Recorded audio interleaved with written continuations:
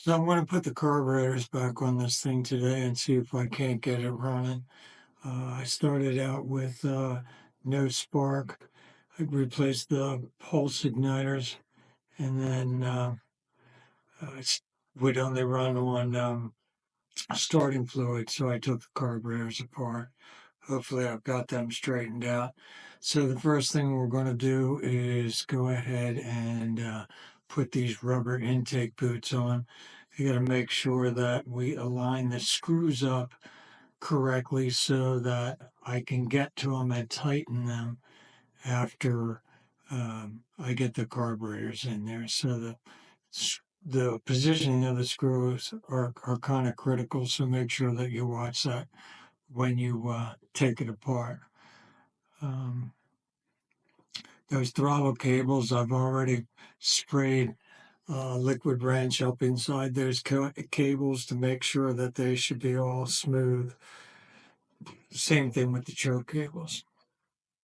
So we'll lay that set of carburetors in there, and then the first thing that we're going to do is go ahead and put the throttle cables back together. So you notice that I had the tape on the one to tell me which one was top and which one was bottom.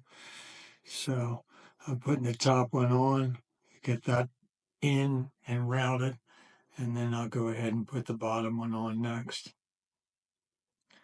Not really tightening anything down because if this thing runs, which I assume it's going to, I'm going to take it all back apart, pull the engine out of it, and do a complete uh, cleaning and slight restoration.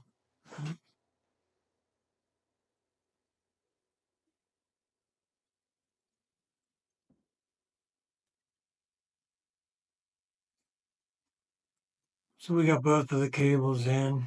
Everything's starting to get lined up. Everything looks good.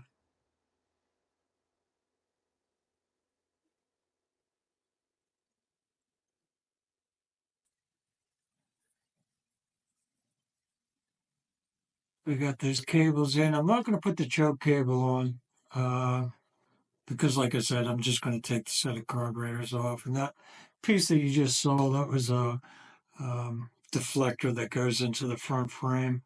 Leaving that out as well because, like I said, if this thing runs great, then I'm just going to pull the engine out of the cradle.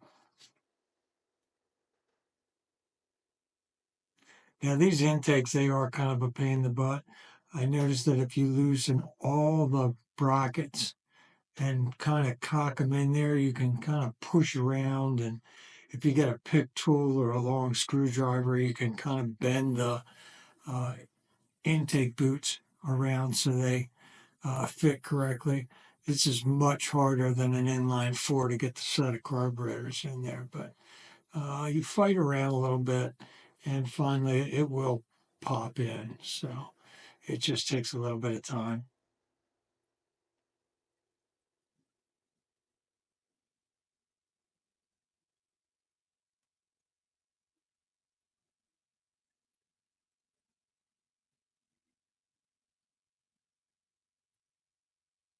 So, here we go. So I finally got those things popped in. You can see the carburetors are sitting down now. So I'm just making sure the intake boots are all sitting where they should be so I don't have a vacuum leak. Next thing we'll do is go ahead and, well, test the throttle, make sure there's no binding there, and then tighten all the screws on the intake clamps.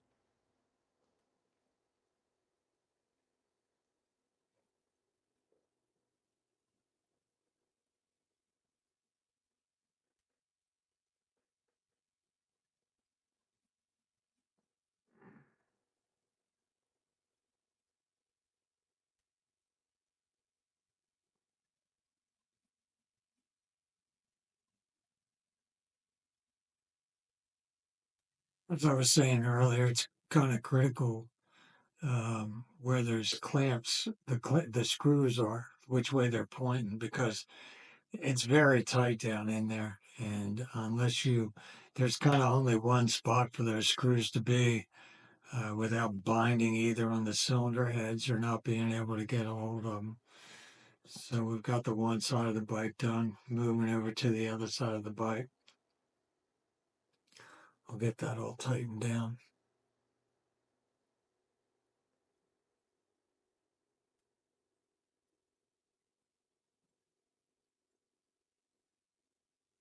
As I was saying in the earlier video, man, I put all these things together and those brand new needles and seats leak like a sieve. Um, Fortunately, I took fuel and I filled those carburetors up before I put them on the bike, because I'll tell you, if I'd have gone through this much work and then put gas to it just to find out that the carburetors all leak like a sieve, man, that would have been a lot of work. So the couple of seconds it takes to put a gas can on these carburetors and just fill them up and make sure everything's good, well worth it. So here now I'm going to hook gas to it. I've got the my spare gas can hanging off of the garage door, so the gravity's just going to fill these things up. Confident in what I'm doing because I've already done this once where the cars were off of the bike and I know that they're not leaking anymore. Next thing we'll do is put the coils back in and make sure the wiring is all connected and everything's good. I'm just going to put 2 out of 3 of the screws in these just to hold the coils in place. That way, like I said, I'm going to take it all back apart if it all runs. So there's no real reason to put it back together completely. Next thing we'll do is we'll hook up the spark plug wires to the coils, just making sure I got clearance in between my fuel and my spark plug wires.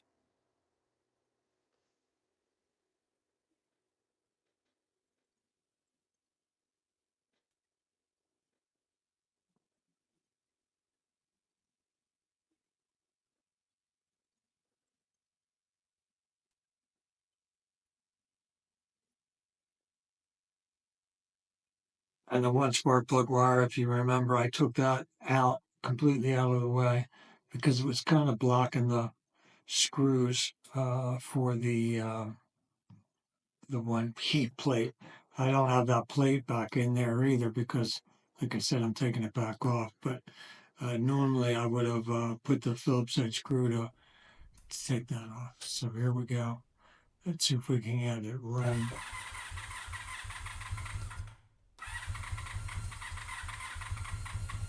Still filling up with gas, putting the choke on here manually, starting to fill up, starting to go.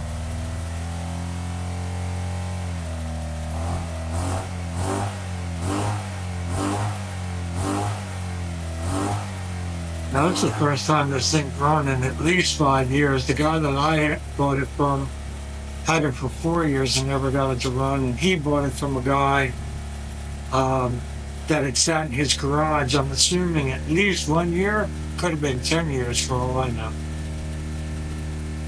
So it's running awful high. I have the, when I sync the carburetors, I open the throttle plates a lot to expose that screw. So I'll have to get in there and adjust the throttles down. It's a little tight to get in there with my fingers, so I'm going to go in with the screwdriver and try to knock that idle down a little bit. See if we can't get it running better.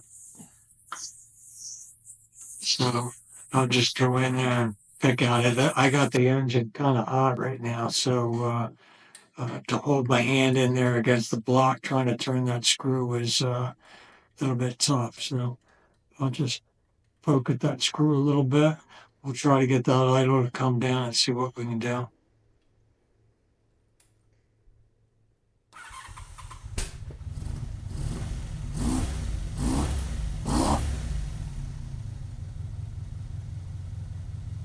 Sounds real good.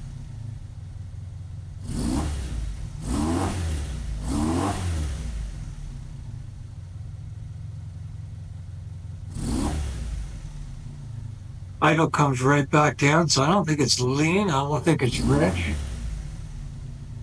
I might have to fool around with those low speed needles, but heat. It's not hanging up, so that's good.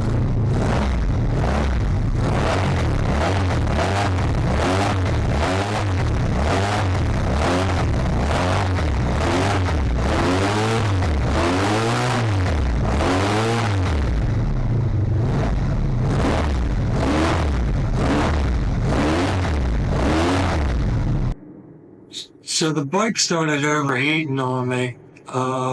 So I had to shut it off. And I, I have a cooling fan problem. My cooling fans aren't coming on.